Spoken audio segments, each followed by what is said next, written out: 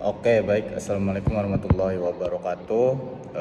Izin memperkenalkan diri, nama saya Bakti Nando. Saya dari Prodi Ekonomi Syariah NPM 24511010016 dari kelas A.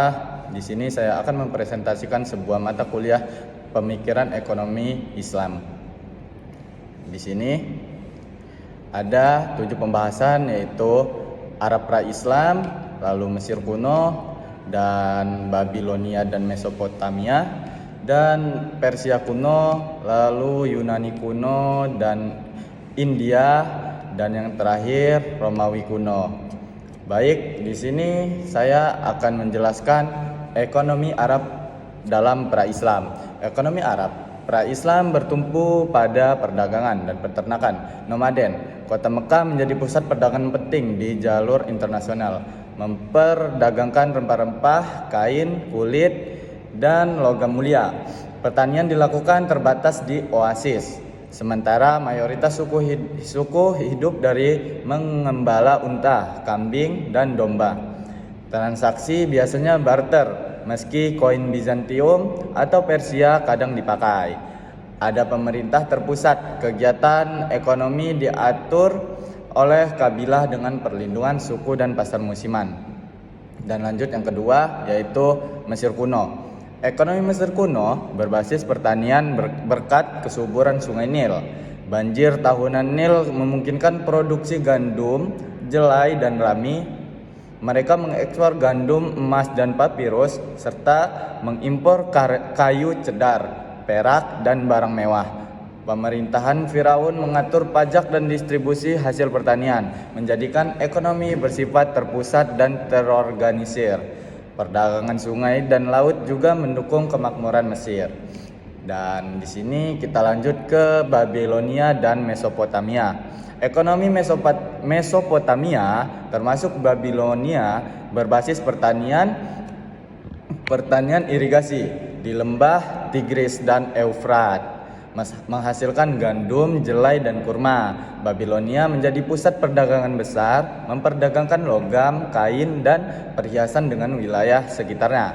Mereka sudah mengenal sistem kredit, utang, dan kontrak yang diatur dalam Kode Hammurabi, salah satu hukum tertulis tertua.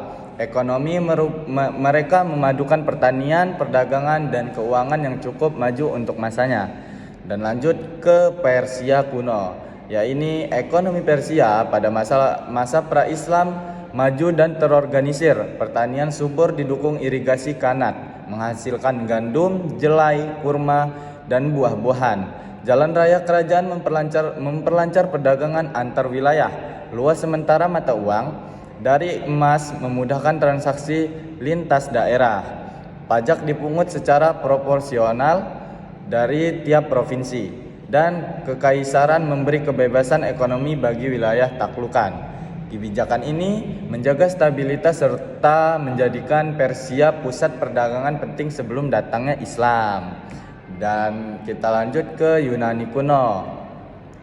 Yunani kuno, kita akan membahas filsafat ekonomi lahir, yaitu Plato 427 sampai 347 SM. Menekankan keadilan sosial, pembagian kerja, dan pengendalian nafsu materi. Dan ada juga Aristoteles, yaitu 384 sampai dengan 322 SM. Membedakan antara ekonomi alami, produksi untuk kebutuhan, dan ekonomi artifisial atau perdagangan untuk keuntungan. Aristoteles mengkritik riba sebagai praktik yang tidak adil. Kita lanjut ke ekonomi Yunani kuno, yaitu ekonomi Yunani kuno pada masa pra-Islam bertumpu pada pertanian, perdagangan, maritim, dan kerajinan tangan.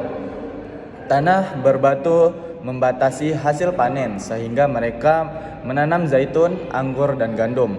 Kota-kota seperti Athena dan Korintus menjadi pusat perdagangan laut, mengekspor minyak zaitun, anggur, dan barang kerajinan. Mereka menggunakan koin logam untuk mempermudah transaksi, dan agora atau pasar kota berfungsi sebagai pusat kegiatan ekonomi dan sosial. Kita lanjut ke ekonomi India. Ekonomi India pada masa pra-Islam didominasi pertanian subur di sekitar sungai Indus dan Gangga, menghasilkan padi, gandum, kapas, dan tebu.